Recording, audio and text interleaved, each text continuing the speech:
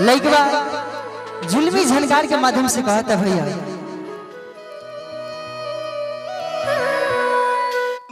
हरि की उगी उगी उगी उगी ये सूरजा देवा हरि की भाई जा तारा के बेर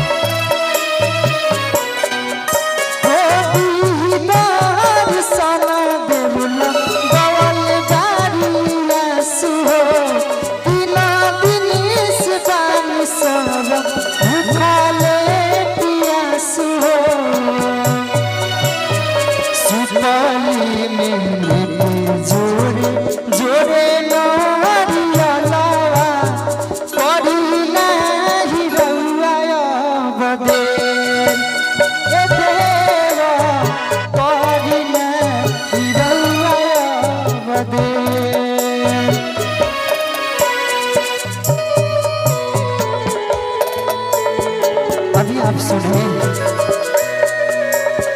जुल्मी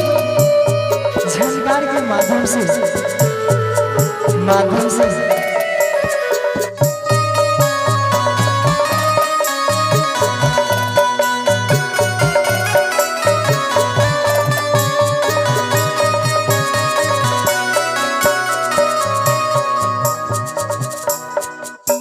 लेकिन कहता भैया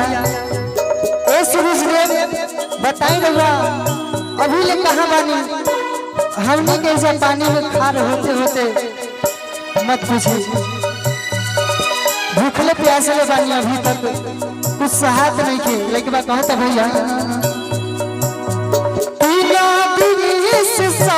भूखल बानी प्यासु हो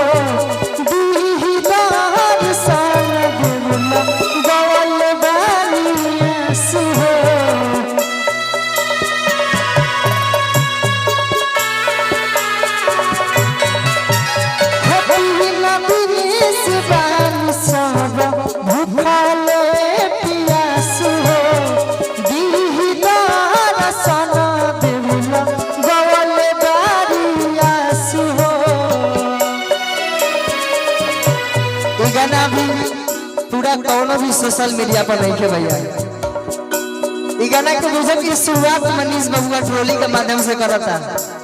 और जुलमी जानकारी के माध्यम से लेकिन मैं कहता भैया सुपहली में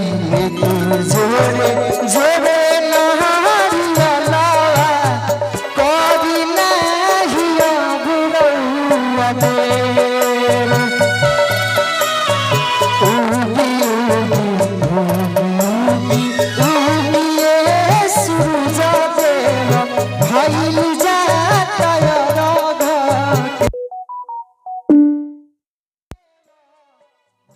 It's 2:12 p.m.